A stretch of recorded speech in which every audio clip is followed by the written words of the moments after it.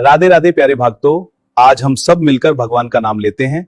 इससे हमारे जीवन में शांति और आनंद आएगा। तो चलिए शुरू करते हैं राधे राधे के साथ। पहला, अहित, असत्य, व्यर्थ, कटु, निंदायुत, उद्वेग वचन का त्याग, लीला भगवन नाम गुणों का गान करे नित सह अनुराग। सबसे पहला, वाणी से भयंकर अपराध बन जाते हैं। घोर नरकों की प्राप्ति वाणी के अपराध से होती है। सबसे ज्यादा अपराध वाणी से बनता है। साधक को वाणी पर बहुत संयम रखना चाहिए। पहला साधन बताया अहित। अगर वाणी से ऐसा बोला कि किसी का अहित अमंगल हो, नहीं। असत्य, झूठ नहीं बोलना। देखो, यदि प्रेम प्राप्त करना है तो किसी का अहित हो ऐसा नहीं बोलना, और असत्य, झूठ नहीं बोलना। क्यों झूठ बोले? हम भगवत मार्ग के पति क्यों झूठ बोले? क्या लाभ मिल जाता है झूठ बोलने से? पर एक स्वभाव बन गया, झूठा ही लेना, झूठा ही देना, झूठा ही भोजन, झूठ चबेना। आओ, कहां से आ रहे हो? प्रसाद नहीं पाया है। जब नहीं पाया है तो स्पष्ट बोल दो, नहीं, पाने की इच्छा नहीं, अभी नहीं पाए। पाया है, क्यों झूठ बोले? हर बात में झूठ नहीं, सत्य बोलना सीखो। यदि भगवत मार्ग में चलना चाहते हो, प्रेम प्राप्त करना चाहते हो, तो हमारे प्रभु सत्य नारायण है, सच्चिदानंद है, सत्य व्रतम, सत्य स्वरूप है वो। इसलिए वाणी से हमारी प्रार्थना है, हर साधक से झूठ बोलने का अभ्यास छोड़िए। जो भी होना होगा, हमसे गलती हुई, हमको दंड दे दो। कितना दंड दोगे? मृत्यु से बढ़कर कोई दंड नहीं। हम मृत्यु को स्वीकार किए हुए भगवत मार्ग के पथिक है। हम झूठ क्यों बोले? झूठ नहीं बोलना, कपट भरे वचन नहीं बोलना, अहित, कटु, कड़ुए शब्द, परुख वचन, निंदायुक्त, किसी की निंदा नहीं, उद्वेग, बोला सामने वाले का हृदय जलने लगा, ऐसे वचन का त्याग करना है। पहला, प्रेम प्राप्ति के लिए यह नियम है। वाणी एक अमोल है। जो कोई बोले जान, हे तराजू तौल के तब मुख बाहरान। सहसा मत बोलो, पहले वाणी को तौलो हृदय में विवेक के तराजू पर। यह जाकर दूसरे का हित मंगल करेगी कि नहीं करेगी। अगर हमारी वाणी पवित्र नहीं है तो हम उपासना के पहले ही सोपान पर फेल हो गए। जिस वाणी से हमें नाम मंत्र सिद्ध करना है, वो वाणी अशुद्ध नहीं होनी चाहिए, झूठ नहीं बोलना चाहिए। असत्य भाषण, अहितकारी, कटुवचन, परुख वचन, निंदायुक्त वचन और सांसारिक वार्ता, इसका त्याग कर दे। यदि प्रेम मार्ग में जाना है तो लीला भगवन नाम गुणों का गान करे नित सह अनुराग। वाणी को पावन करना है, भगवान के पावन नाम का जप, नाम का कीर्तन और लीला गुणों का गायन। जैसे श्रीमद चतुरासी जी 42 लीला, श्रीमद भागवत, जब हम लीलाएं गायन गाते हैं तो हमारे हृदय के सारे मोहमल का नाश हो जाता है। पाप का नाश करके एकदम हृदय निर्मल होने लगता है। सच्ची मानिए, भगवत चर्चा करते करते भगवान की झांकी आने लगती है। आप एकांत में कभी श्रीमद् भागवत पढ़िए, मनन कीजिए, रोना आ जाएगा। एकांत में चतुरासी जी को बार बार गाइए, झांकी आने लगेगी। जो पदों में लीला छुपी है वो प्रकाशित होने लगेगी। श्याम श्यामा प्रगट, प्रगट अक्षर निकट, प्रगट रस स्रवत अति मधुर बानी। सत्य बोलो, हितकर बोलो, दूसरों को सुख पहुंचाने वाली बात बोलो, भगवान नाम जप करो, भगवान नाम कीर्तन करो, भगवत लीला गुणगायन करो। ये वाणी की तपस्या हो गई, ये वाणी की पावनता हो गई।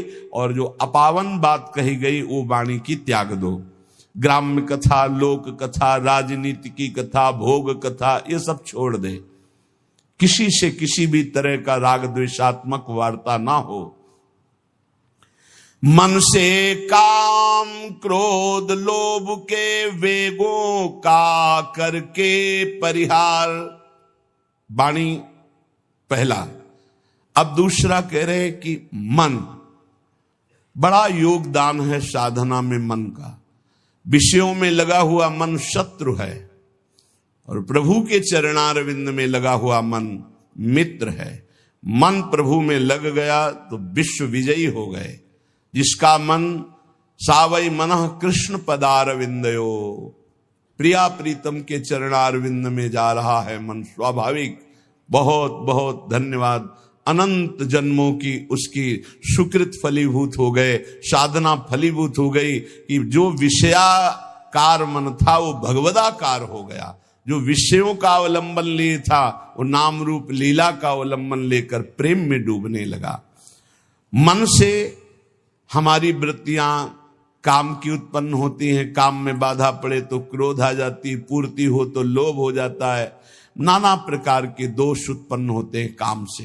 ये मन सदैव काम कामना वासना इसी में भ्रमण करता रहता है। काम कामना वासना मनते कर अति दूर इनका प्रवेश भी ना हो हमारे मन में, इन वेगों का परिहार कर दे। तो कैसे? जब निरंतर अंदर नाम चलाया जाता है ध्यान सहित। ध्यान दीजिए, वाणी को पवित्र करने का उपाय बताया गया। वाणी को अपवित्र कैसे किया जाता है वो बातें बताई गई, उनका त्याग कर दे। अब मन सबसे ज्यादा काम भोग का चिंतन करता है। उसकी कामना ही प्रधान वो वृत्ति है जो हमें संसार में फंसाती है। कामना की पूर्ति में लोभ होता है और भोगे, और कामना की अपूर्ति से बाधा पड़ने पर क्रोध होता है। बड़े बड़े चाहे कोई भी हो, क्रोध आते ही मूढ़ता छा जाती है। मूढ़ता छाते ही स्मृति नष्ट हो जाती है। स्मृति नष्ट होते ही बुद्धि भ्रष्ट हो जाती है। बुद्धि भ्रष्ट होना ही सर्वनाश कहा गया है।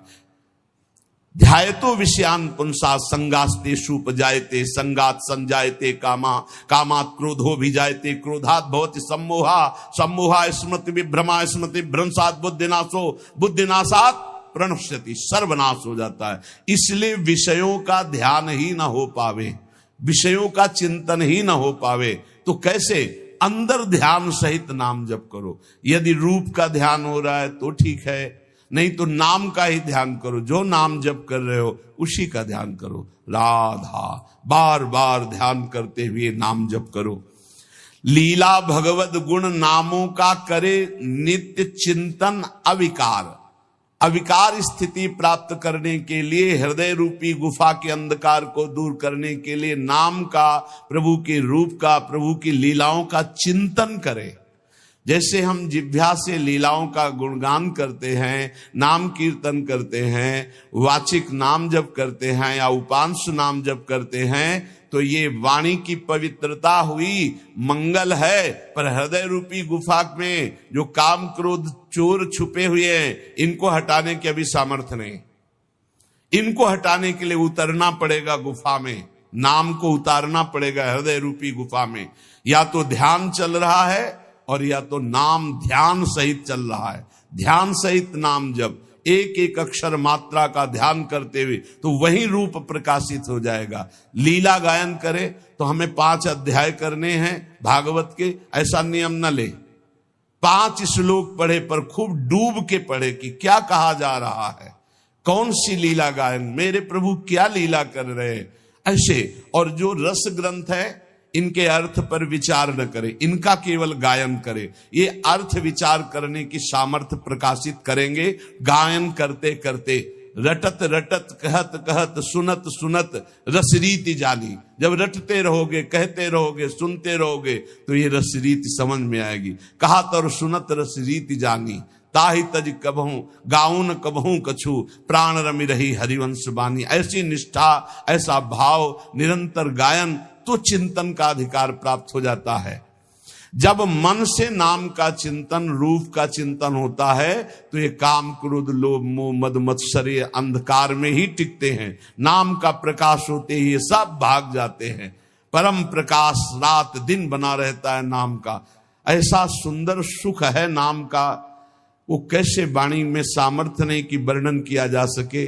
जैसे कई दिनों के प्यासे आदमी को शीतल जल मिले तो कैसे गटकता चला जाता है, ऐसे अनंत जन्मों से जिस सुख की खोज हम अनंत ब्रह्मांडों के भोगों में करते हुए मरते रहे, आज तक नहीं मिला। जब नाम में वो सुख मिला तो गटकत, निरंतर गटकत। जैसे हम रूप के प्यासे नेत्र भटकते रहे और जब प्यारे जू को देखा तो नेत्रों से रूप का पान हो रहा है। जैसी हरिवंश निकट दासीजन लोचन चसक रसासो गटकत, गटकत नेत्रों से रूप का पान कर रहे हैं, वाणी से लीला गुणगान नाम का पान कर रहे हैं, श्रवणेन्द्रिय से प्रभु के यश का श्रवण करके पान कर रहे हैं, वो उन्मत्त हो जाते हैं। रसासो गटकत, ये रस आसो है, ये आसो उन्मत्त कर देता है। तो मन निष्काम हो गया। नाम और ध्यान ये पद्धति है। देखो छाणिदय माननी मान मन धरिबो वाले पद में आओ तो देखो कैसे प्रभु पद्धति बता रहे। जपत हरि विवश तव नाम प्रतिपद विमल और मनसि तव ध्यान ते निमिष नहीं टरिबो। एक साथ दोनों बात, जप हो रहा है वाणी से तो मन से एक निमिष के लिए भी ध्यान में नहीं छूट रहा, ध्यान नहीं छूट रहा। हित सजनी जो कह रहे हैं प्यारी जो से, पहली बात तो प्रणत हैं आपके लाडली जो, आपको मान धारण नहीं करना है। प्रणत सुंदर सुघर प्राण वल्लभ नवल बचन आधीन सोईतो कत करिबो। और स्थिति जपत हरि विवश तव नाम प्रतिपद विमल मनसि तव ध्यान ते निमिष नहीं टरिबो। और इधर हनुमान जी महाराज श्री जानकी जी की स्थिति वर्णन कर रहे हैं। अशोक वाटिका में बैठे, नाम पाहरू दिवस निशि ध्यान तुम्हार कपाट, लोचन निज पद जंत्रित जाहि प्राण के ही बाट। आप कैसे समझोगे जानकी जी की स्थिति को प्रभु? आपका नाम रात दिन पहरा दे रहा है, नहीं तो कब प्राण निकल गए होते। और आपका ध्यान कपाट की तरह दरवाजा बंद किए हुए, हृदय में राम रूप का ध्यान है, जिह्वा पे नाम आठों पहर चल रहा है, इसीलिए जानकी जी को प्राण नहीं गए, नहीं तो कब छूट गए होते। नाम पहारू दिवस निज ध्यान तुम्हार कपाट, लोचन निज पद जंतित जाहि प्राण के बाद। और यहां सजनी जू लालजू के लिए करे, जपत हरि विवश तव नाम प्रतिपद विमल मनसि तव ध्यान ते निमिष नहीं टरिबो। प्यारी जो बचन आधीन सो हितो कत करिबो। जो आपकी केवल आज्ञा हो उसका पालन करने पे तत्पर है, उनके साथ आपको मान उचित नहीं। जब तक नाम हृदय में ध्यान नहीं किया जाता, रूप का ध्यान नहीं होता, तो बाहरी नाम जपते हुए भी हृदय में विकार आते रहते हैं, विकारों का खेल होता रहता है, इसीलिए प्रेम का प्रकाश नहीं होता। तो प्रेम प्रकाशित करने के लिए वाणी पावन और मन पावन। अब प्राण पवित्र करो। प्राण कैसे? प्राण आहार से अशुद्ध और शुद्ध हो जाते हैं। तो आहार, हिंसा में अशुद्ध भोजन का, भगवत मार्ग में चलने वाले को तमोगुणी आहार का त्याग कर देना चाहिए। ये सब अभक्ष्य पदार्थ तो दूर ही हैं। प्याज लहसुन में कोई हिंसात्मक दोष नहीं, पर घोर तमोगुण प्रकट करता है, इसलिए इसका त्याग किया गया है। जहां आलू प्रकट होती है, जहां कंद शकरकंद प्रकट होती है, जैसे जैसे मूली गाजर प्रकट होती, ठीक वैसी उसी खेती में उसी जगह में ये प्याज लहसुन प्रकट होता है। इसकी प्रकट होने की प्रक्रिया कोई अपवित्र नहीं है, ये खेतों में प्रकट होता है। लेकिन ये घोर तमोगुणी है, ये भजन में बहुत बाधक है। जब तक आपका हृदय, प्राण, मन, वाणी ये पवित्र नहीं होंगे, तब तक आप भगवत साक्षात्कार नहीं कर सकते। तो पवित्रता के लिए इसका त्याग किया गया है। प्याज लहसुन का भगवत प्राप्ति की पवित्रता के लिए त्याग किया गया है। ये कोई हिंसात्मक दोष वाला नहीं है, पर ये तमोगुणी है तो तमोगुणी का त्याग करके सतोगुण का सेवन करते हुए वो गुणातीत अवस्था में पहुंचना, इसलिए इसका त्याग अत्यंत अनिवार्य है। और कहीं भी किसी भी ठाकुर जी को कभी भी कोई भी भोग नहीं लगाता प्याज लहसुन का। अगर लगाता है तो ये अपराध है। आज तक कहीं कोई प्रमाण नहीं है कि कहीं सात्विक पुरुषों ने इसको पाया हो या ठाकुर जी को भोग लगाया गया हो। इसलिए इस तमोगुण प्रदान करने वाले प्याज लहसुन का भी त्याग कर दे। और कह रहे करे चटोरेपन का त्याग। प्राण को शुद्ध करने के लिए ये बाजारू चीजें खाने की जो चटोरापन बन गया है वो प्रेम प्राप्ति की ठीक वृत्ति नहीं है कि आप बाहरी चीजें, आपको अगर भोग ही लगाना है तो आप अपने घर में जो रूखा सूखा बनाइए, भाव से भोग। ये केवल 2 अंगुल जबान की बात है, गले के यहां से गया ना वो खट्टा मीठा सब बेकार हो गया, वो मल बन जाएगा। इसी की केवल इसको स्वाद दो हरि नाम का, राधा नाम का। ये चटोरेपन का त्याग करो। ये ज्यादा चटोरापन रजोगुण तमोगुण प्रकट करके भोग वासनाओं में भ्रमित करता है। ये ऐसा नहीं, बहुत सावधानी। सात्विक केवल पेट भरना है उतना जितने से हमारे प्राणों का पोषण हो जाए तो हमारे प्राण पवित्र हो जाते हैं। पानी और अन्न ये सब प्राणों का पोषण करने वाले हैं। वायु प्राण पोषण, अन्न प्राण पोषण, जल प्राण पोषण। तो हमारा वातावरण, हमारा जल, हमारा अन्न बहुत बड़ा प्रभाव करता है भजन में। तो कह रहे हिंसा में तो कोई सतमार्ग में चलने वाला ऐसा आहार पाएगा ही नहीं जैसे मांस है, मछली है, अंडा है, ये कदापि नहीं। फिर अशुद्ध भोजन, तमोगुणी भोजन, प्याज लहसुन आदि पड़े हुए, या एक बार जिस रसोई में मांस बन गया उसमें खीर पूड़ी बना के आपको दी जा रही कि ये बड़ा सात्विक भोजन, हम नहीं पा सकते उस रसोई का, क्योंकि रसोई ही अशुद्ध हो गई। जहां एक बार मांस रांधा गया वो पात्र, वो रसोई अब हमारे योग्य नहीं रही। अशुद्ध भोजन का और करे चटोरेपन का त्याग। ये देखो शीशा के अंदर सामग्री बहुत अच्छी सुंदर दिखाई दे रही, लेकिन जब बनाई गई है तो बनाने की प्रक्रिया और बनाने वाले का भाव, बनाने वाले की शुद्धता, कहीं कोई शुद्धता नहीं। जानवरपन स्वभाव में बैठा हुआ है। कोई बिरला है कि थोड़ा सात्विक भाव, नहीं तो अशुद्धता ही अशुद्धता है। आप देख लो तो आप खाओगे नहीं। पर वो आज का समय हो गया है कि केवल बुद्धि, रसेंद्री, जनेन्द्री के भोगों में तृप्ति का अनुभव करने वाली, इसलिए पवित्रता का तो निर्णय ही नहीं कर सकती। सादा शुद्ध सुभोजन सात्विक करे स्वाद का तज कर राग। सादा भोजन हो, सात्विक हो, और वो प्रभु को अर्पित किया हुआ प्रसाद हो, और अल्पाहार हो, अधिक भोजन नहीं। क्यों डालोगे व्यर्थ में पेट में? क्यों व्यर्थ में डालोगे? तुमको कोई कुश्ती लड़ना है क्या जाके? अरे तुम्हें काम क्रोध आदि को पछाड़ना है तो उनके लिए अल्पाहार। इतना अल्प ना हो कि भोजन का चिंतन हो, और इतना ज्यादा ना हो कि पेट में वजन नजर आवे। सात्विक, कम स्वाद वाला और भगवत प्रसाद अर्पित किया हुआ भोजन, इससे आपका प्रेम मार्ग पुष्ट होगा, प्राण पवित्र होंगे।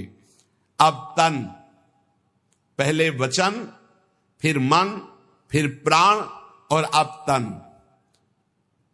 तन की पवित्रता अत्यंत अनिवार्य है। शौचाचार का ज्ञान जिनको नहीं है उनकी भजन वृत्ति नहीं चलेगी। आप देख लीजिए, लघुशंका जाइए, बहुत सावधानी से लघुशंका होकर जलेंद्री का प्रक्षालन करके हाथ को 1-2 बार तो रज जरूर लगाओ। भले तुम आप साबुन आदि लगाते हो तो रज जरूर, रज के बिना पवित्रता नहीं मानी जाती। और फिर आचमन करे, 3 बार आचमन करे, फिर मंत्र जपना शुरू करे। कभी खाली न रहे। तो जब लघुशंका जाए तब जल का प्रयोग जरूर करे। शौच जाए तो उतने ही वस्त्र पहनकर जाए जितने प्रक्षालन धो सको, और पवित्र वस्त्र धारण करो। सादे वस्त्र आचरण सीधे, जीवन आडंबर से ही, आवश्यकता अभाव विरहित, सदा दीन सेवा में लीन।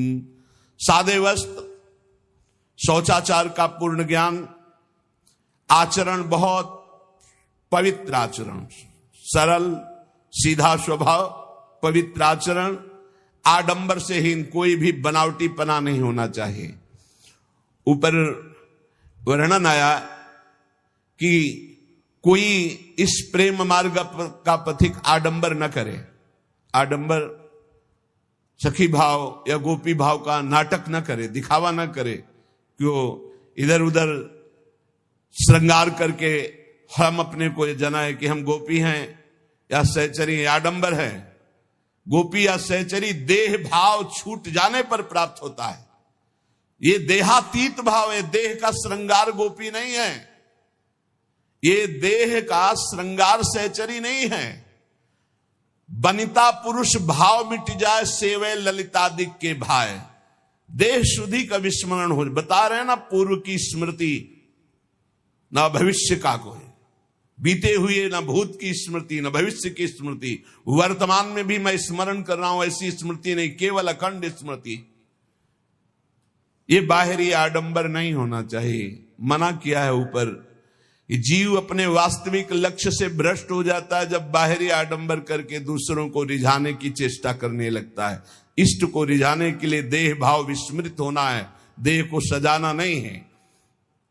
सादा शुद्ध सुभोजन सात्विक, करे स्वाद का तज कर राग। बहुत सात्विक भोजन, वैसे ही सात्विक वस्त्र।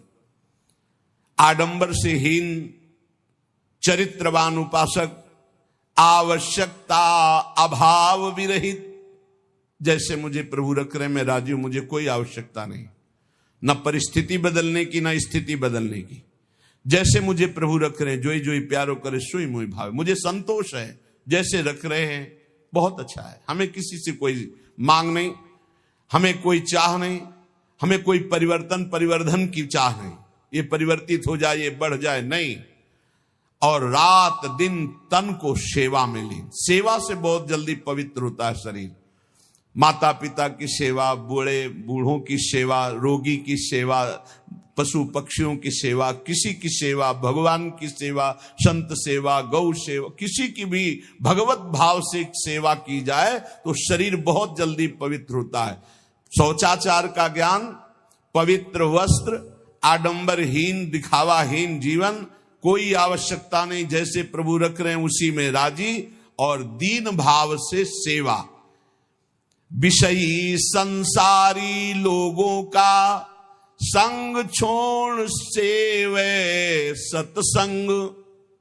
जिनके साथ बैठने से, जिनके व्यवहार से हमारे अंदर निष्कामता आवे, नहीं चाहिए मुझे भोग, नहीं चाहिए मुझे संसार का सुख। परिणाम देखा जाता है, परिणाम। भगवत प्रेमी महात्माओं का संग का परिणाम क्या होता है? खाओ पियो हंसो खेलो बैठो, पर उसका परिणाम होगा कि आपके हृदय में आने लगेगा, मुझे नहीं चाहिए भोग, मुझे नहीं चाहिए संसार का सुख, मुझे प्रभु चाहिए, मैं सत्य से चलना चाहता हूं, मैं धर्म से चलना चाहता हूं, मैं जितेंद्रियता से चलना, ये आने लगेगा। ये संग का प्रभाव। और बहुत मीठी मीठी बनावटी बातें, बाहर दिखावा, आडंबर, तो संग से आपके अंदर भोग वासना बढ़ेगी, संग से आपके अंदर संसार प्रीता बढ़ेगी, संग से आपके अंदर वस्तु व्यक्ति स्थान का राग जागृत हो जाएगा। इसलिए कह रहे हैं, विषयी संसारी लोगों का संग छोड़ सेवे सत्संग। व्यर्थ अनर्थ कार्य सब इंद्री मन के तज कर रहे असंग। साधु संग करे, विषयी कुसंग का त्याग कर दे, और व्यर्थ कार्य कभी न करे। कबहू काल वृथा नहीं जाई, एक क्षण भी व्यर्थ नहीं जाना चाहिए। नाम जब चल रहा है, गुण कीर्तन चल रहा है, सेवा चल रही है, साधु संग, भक्त चरित्र, भक्त नाम, अन्यथा हमारा समय व्यर्थ माना जाएगा। हम सेवा करें, किसी की भी सेवा का अवसर मिले, जगत में सबके हृदय में भगवान है, पर हमारा भगवत भाव हो और नाम जब चल रहा हो। व्यर्थ कार्य नहीं होने चाहिए। और अनर्थ, ये जितने पापाचरण हैं ये सब अनर्थ तुम्हारा नाश कर देंगे, तुम्हारी शांति का, तुम्हारे सुख का, तुम्हारे शरीर का, तुम्हारे विचारों का नाश कर देंगे। अनर्थकारी चेष्टाएं कभी ना करें। ये इंद्रियां शब्द स्पर्श रूप रस गंध के लिए भागती रहती, इनको रोको। इनको नाम बल से रोका जा सकता है। कल जैसे चर्चा कर रहे थे, ज्ञान सबको है लेकिन अपने ज्ञान का प्रयोग करने की सामर्थ्य नहीं है। सामर्थ्य आती है नाम जप से। जितना नाम जप करोगे उतना ही सामर्थ्य आपके अंदर आएगी। जो चाहोगे प्राप्त हो जाएगा। हमारे हर प्रश्न का उत्तर नाम जप है। कुछ लोग कहते भी हैं कि इनको तो हर प्रश्न का जब उत्तर देंगे कहेंगे नाम जप करो। इसलिए कहते हैं कि चाहे जितनी बढ़िया बाजार हो, घूमे आओ पूरी बाजार में, अगर कोई चीज लेनी है तो आपके पास रुपया चाहिए। रुपया, बाजार में घूम आओ, रुपया चाहिए। रुपया है तो उसके अनुसार सामान ले लोगे। ऐसे ही ये साफ शास्त्र हैं, सिद्धियां, ये वो जो चाहिए। अब जब चाहिए तो तुम्हारे पास धन होना चाहिए। वहां ये रुपया धन काम नहीं करता, वहां नाम धन काम करता। कबीरा सब जग निर्धना, धनवंता नहीं कोई, धनवंता सोई जानिए, जाके राम नाम धन होए। राधा राधा, कृष्ण कृष्ण, हरि हरि, जितना जपा जो चाहिए खरीद लो। अगर कुछ और नहीं खरीदोगे तो हरि को खरीद लोगे। सुमिर पवन सुत पावन नामू, अपने बस करी राखे रामू। इसीलिए सब प्रश्नों का समाधान बताते बताते अंत में यही कि नाम जप करो, क्योंकि नाम जप के द्वारा मंगलों का नाश होगा, सुख की प्राप्ति होगी, ज्ञान का प्रकाश होगा, अविद्या का नाश होगा, महामंगल हो जाएगा। तो व्यर्थ अनर्थ कार्य सब इंद्री मन के तज कर रहे असंग। ये असंगता के लिए नाम जप जरूरी है। बिना नाम बल के आप असंग नहीं रह सकते। जो मन चाहेगा करवा लेगा, जो इंद्रियां चाहेंगी करवा लेंगी। और भजन उत्साह सदा, जैसे एक गरीब आदमी को रुपया कमाने का उत्साह होता है कि अगर हम 2 घंटे और कर लेंगे तो इतना रुपया हमको मिल जाएगा, ऐसे भजनोत्साह होना चाहिए। उपासक के अंदर जब भजन का उत्साह जगता है तो रात्रि में नींद नहीं आती। थोड़ी देर एक मूर्छा से आई, उठ के बैठे, कितना, अभी तो 11 बजे, नहीं घड़ी बंद हो गई होगी, हम तो आराम से सो चुके हैं, और बैठ के भजन चल रहा। सब सो रहे हैं, वो जग कर भजन 2 घंटे में आए, पूरा 24 घंटे का विश्राम हो गया। नाम जप कर, नाम से विश्राम की प्राप्ति हो रही। भजनोत्साह सदा। देखो अपने अंदर कहां भजन के लिए इतनी प्रियता है। रात्रि में जो भजन होता है बहुत जोर का आनंद मिलता है, एकदम शांत वातावरण, और एक खुमारी चढ़ी रहती, उसी में चल रहा है मंत्र। बाह्य चेतना शून्य, अंदर से मंत्र चल रहा, केवल सुनते रहो, चाहे लेटे हो चाहे बैठे हो। पर यह स्थिति बहुत अभ्यास के अंतर्गत होगी, नहीं तो बैठे बैठे भी सो जाओगे, लेटने में तो फिर क्या है। आप देखो शवासन में लेट करके कितनी जल्दी समाधि में चले जाते हो, नींद में पहुंच जाओगे। नाम का अभ्यास ऐसा, नाम की खुमारी की, चाहे लेटे चाहे बैठे, बस वो चल रहा है। भजनोत्साह सदा। और भगवत अस्तित्व कृपा में दृढ़ विश्वास। प्रभु की हमारे ऊपर बहुत बड़ी कृपा है। नाम जब चल रहा है इसलिए प्रभु हमारे साथ हैं, भले हमें दिखाई न दे रहे हो। नाम बाणी जहां श्याम श्यामा तहां, नाम बाणी सुनत श्याम श्यामा सुबस। बस नाम है तो प्रभु हमारे साथ हैं, हमें चिंता नहीं करनी। भजन सहायक, जो भजन में सहायता करते हैं वही हमारे मित्र हैं। संसार में हमारा अपनापन उसी से होगा जो भजन में सहायक है। चाहे वो कर्म हो, चाहे वो व्यक्ति हो, चाहे वो वस्तु हो, चाहे स्थान हो। अगर भजन में सहायक नहीं तो तजिए ताहि कोटि बैरिशम जद्यप परम सनेही, जाके प्रिय न राम वैदेही। श्री भगवत ऋषि जी महाराज कह रहे कि आए संग नहीं संग गए। इस बात को बड़ा ध्यान से सुनिए। हमारा भजनोत्साह तभी बढ़ेगा जब हमें भजन का सहयोग मिले। भोजन भजन सहयोगी, संग भजन सहयोगी, खान पान पहना ओढ़ना, हमारा हर कार्य भजन सहयोगी। कह रहे कि भजन सहायक वो व्यक्ति, वो वस्तु, वो स्थान भजन सहायक। और जो भजन सहायक नहीं है तो आए संग नहीं संग गए, ये मग में भयो मिलाप, मोह फांस जग बंदी रहो, बिछुरे करत बिलाप।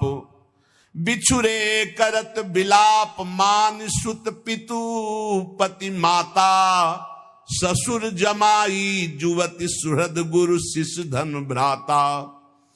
निज अनुभव की भूल विभव भगवत बिरमाए, को हम कहाँ को जात कहाँ ते कहीं लगी आए। भगवत ऋषि जी कह रहे, जो प्राणी, जो रिश्तेदार, जो संबंधी हमें भगवान से विमुख करे वो हमारा नहीं है। देखो, कोई संग नहीं आया था और कोई संग नहीं जाएगा। बीच में मिले हुए लोग हैं। मिले हुए लोगों से अपने कर्तव्य का पालन केवल करना है। संबंध केवल प्रभु से।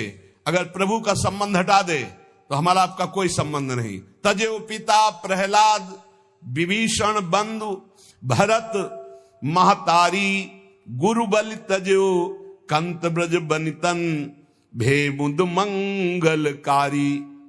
इस संसार में ना कोई हमारे साथ आया है और ना कोई साथ जाएगा। बैठा लो हृदय में, अकेले आए हो अकेले जाओगे प्यारे, पक्का विश्वास कर लीजिए। दुनिया में लाखों का मेला जुड़ा, वो हंसा जब जब उड़ा तो अकेला उड़ा, कोई साथी नहीं। चाहे साथ कोई मृत्यु को प्राप्त हो, पर उसकी यात्रा अलग होगी, आपकी यात्रा अलग होगी, कभी मिलाप नहीं हो सकता। ये खेल ऐसा है। ये मिलाप केवल अभी अभी कुछ समय का बीच का है। इसलिए इस दुनिया में जो ममता का जाल फैलाकर, माया फंसाकर, भगवान से विमुख करके जन्म मरण के चक्र में फंसा रही है, नहीं फंसना। उसका जाल है पिता, पुत्र, माता, ससुर, जमाई, पत्नी, मित्र, गुरुजन अर्थात बड़े बूढ़े जन, और शिष्य की ममता, धन की, भाई बंधुओं की। ये सब माया का जाल है फंसाने वाला। भगवत ऋषि जी कहते हैं, निज अनुभव की कमी होने के कारण सुख भोग में, इन संबंधों में ऐसे लोग फंस जाते हैं कि उनके अंदर ये बात ही नहीं आती कि मैं कहां से आया हूं, मुझे कहां जाना है, मैं कौन हूं, मेरा कौन है। इन बातों का कोई प्रश्न नहीं रहता, बस वो इनके जाल में फंस जाता है। श्री पूज्य भाई जी महाराज कह रहे कि हमको भजन सहायक, जो हमारे भजन में सहायता करें, ऐसे लोगों से प्रेम करना है। अगर हमारा भाई हमारे भजन के विरुद्ध है तो हम अपने कर्तव्य का पालन करेंगे, लेकिन उससे मित्रता नहीं रखेंगे। अगर हमारे परिवार का कोई सदस्य भजन के विरुद्ध है तो उसके प्रति हमारा जो कर्तव्य उसका हम पालन करेंगे, बकाया संबंध अंदर से नहीं मानेंगे। ऐसे ही वस्तु, जो भजन सहायक वस्तु, जो भजन में बाधक वस्तु है, उसका त्याग, जो भजन सहायक उसको स्वीकार। ऐसे स्थान जहां जाने से, जहां बैठने से भजन क्षीण होता है, हम ऐसे स्थान में नहीं जाएंगे, ऐसे लोगों के बीच में नहीं बैठेंगे। हम वही कर्म करेंगे जिससे हमारा भजन बढ़े। छठदम शील विरत बहुकर्मा, निरत निरंतर सज्जन धर्मा। भजन सहायक कर्मों में हमारी प्रीति हो और भजन में बाधा डालने वाले कर्मों से हम अरुचि करें। प्रवृत्ति, ध्यान, अभ्यास। हमारी प्रवृत्ति संसार के कार्य, भगवत ध्यान करते हुए, भगवत नाम जपने का अभ्यास करते हुए, मामनुस्मर्युद्ध च, अपने कर्तव्य को करो पर नाम जप न छूटने पावे, भगवत ध्यान न छूटने पावे। यही चतुरता उपासक की, प्रेम प्राप्ति करने वाले की। और आगे, घोर विपद में धैर्य मान कर प्रभु का मंगल में सुविधान, श्यामा श्याम प्रेम को ही बस मान एक उद्देश्य महान। आएंगी विपत्तियां, भजन का फल ये नहीं कि कोई विपत्ति नहीं आएगी। भजन का फल है संचित कर्मों को भस्म कर देना, आगे के कर्मों को निष्फल कर देना और प्रारब्ध के भोगने की सामर्थ्य देना। प्रारब्ध शरीर निर्माण के समय जो हमारे शरीर में दुख सुख रख दिया गया कि इतने साल में ये रोग आएगा, इतने साल में ये दुख आएगा, हमें भोगना पड़ेगा। भोगने की सामर्थ्य मिलती है भजन से। हमारे संचित कर्म जो जन्म मरण कराने वाले वो भस्म हो जाते हैं, जो नए क्रियमाण हैं वो अकर्म हो जाते हैं, क्योंकि भगवत समर्पित जीवन है। इसलिए श्यामा श्याम के प्रेम का लक्ष्य रखने वाला हर विपत्ति को, हर दुख को प्रभु का मंगल विधान मानकर सहते हुए आगे बढ़ता है। उसका उद्देश्य एकमात्र भगवत प्रेम होता है।